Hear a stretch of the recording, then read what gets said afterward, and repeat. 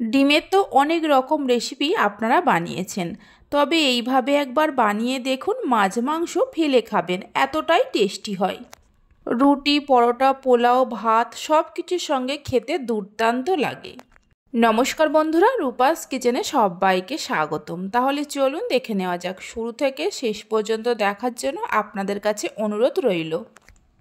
প্রথমে 5টা সেদ্ধ করা ডিম নিয়েছি। ডিমের মধ্যে অল্প করে নুন আর অল্প করে হলুদ গুঁড়ো দিয়ে দেব। নুন আর হলুদ গুঁড়োটা দেওয়ার পর একটা গন্ধরাজ লেবু নেব। এই লেবুটার সবুজ অংশটা একটা গ্রেটার দিয়ে এইভাবে করে গ্রেট করে নেব। খেয়াল রাখতে হবে ভেতরের সাদা অংশটা কোনোভাবে গ্রেট না হয়ে যায়, তাহলে তেতো হয়ে যাবে। লেবুটার সবুজ অংশ গ্রেট করে নেওয়া হয়ে গেছে। এবার ডিমের মধ্যে ভালো করে মাখিয়ে নিয়ে 5 মিনিটের জন্য রেখে দেব।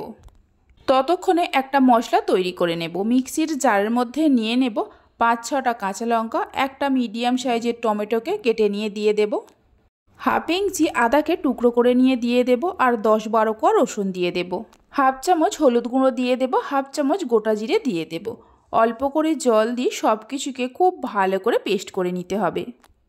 মশলা ভালো করে পেস্ট করে নেওয়ার পর গ্যাসের ওপর কড়া বসিয়ে দেব। কড়ার মধ্যে কিছুটা সাদা তেল দিয়ে দেব। তেল গরম হলে কেটে রাখা আলু দিয়ে দেব। একটা আলুকে এইরকম লম্বা লম্বা করে আগেই কেটে রেখে দিয়েছিলাম। গ্যাসের ফ্লেমটা হাইতে রেখে আলুগুলোকে লাল লাল করে ভেজে নেব। আলুগুলোকে ভালো করে ভেজে নেওয়া হয়ে গেছে, তুলে নিয়ে রেখে দেব। এর থেকে আর বেশি লাল করব না।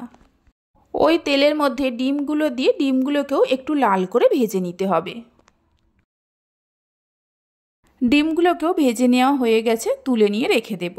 ডিমগুলো তুলে নেওয়ার পর ওই তেলের মধ্যে 2টো মিডিয়াম সাইজের পেঁয়াজকে কুচিয়ে নিয়ে দিয়ে দেব। রান্নাটা আমি সাদা তেলে করছি, আপনারা চাইলে সর্ষের তেলেও করতে পারেন। পেঁয়াজ দেওয়ার পর হালকা লাল করে ভেজে নিতে হবে। মিনিট 2-3 সময় ধরে পেঁয়াজ একটু লাল করে ভেজে নেওয়ার পর মিক্সির জারের মধ্যে যে মশলা পেস্ট করে রেখেছিলাম দিয়ে দেব।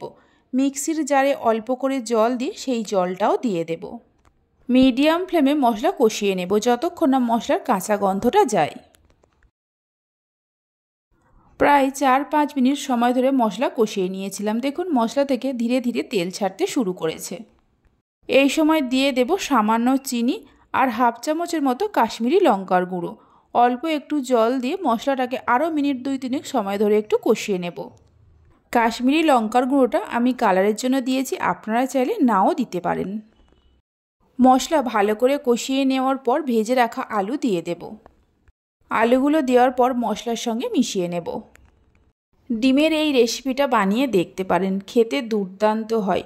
বাড়িতে বানালে খেয়ে কেমন লাগলো অবশ্যই আমাকে কমেন্ট করে জানাবেন। এবার পরিমাণ মতো জল দিয়ে দেব। আপনারা যেমন ঝোল রাখবেন সেই মতো জলটা দেবেন। স্বাদ মতো নুন দিয়ে দেব।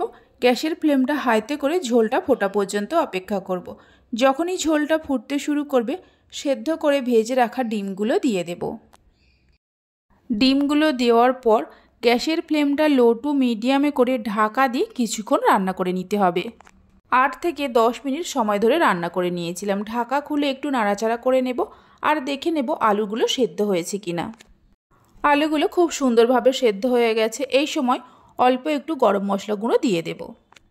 গরম মশলা গুঁড়োটা দেওয়ার পর মিশিয়ে নেব। সব শেষে দিয়ে দেব একটা গন্ধরাজ লেবুকে এই রকম গোল করে কেটে নিয়ে 3 টুকরো দিয়ে দেব। আর অল্প একটু গন্ধরাজ লেবুর পাতাকে ছোট ছোট করে কেটে নিয়ে দিয়ে দেব। লেবু আর লেবু পাতাটা দেওয়ার পর মিশিয়ে নিয়ে গ্যাসের ফ্লেমটা বন্ধ করে দিতে হবে। এরপরে আর রান্না করা যাবে না, তাহলে তেতো হয়ে যেতে পারে। ঢাকা দিয়ে 5 মিনিটের জন্য রেখে দেব। 5 মিনিট পর ঢাকা খুলে দেখাচ্ছি, দেখুন কত সুন্দর হয়েছে ডিমের এই রেসিপিটা। রেসিপি ভালো লেগে থাকলে অবশ্যই একটা লাইক করবেন, বন্ধুদের সঙ্গে শেয়ার করবেন। ভালো লাগলে চ্যানেলটি সাবস্ক্রাইব করে পাশে থাকা বেল আইকনটি প্রেস করবেন নতুন রেসিপির আপডেট পাওয়ার জন্য। তাহলে চলুন ভিডিওটা আমি এখানেই শেষ করছি। আপনারা সবাই ভালো থাকবেন, সুস্থ থাকবেন। ধন্যবাদ।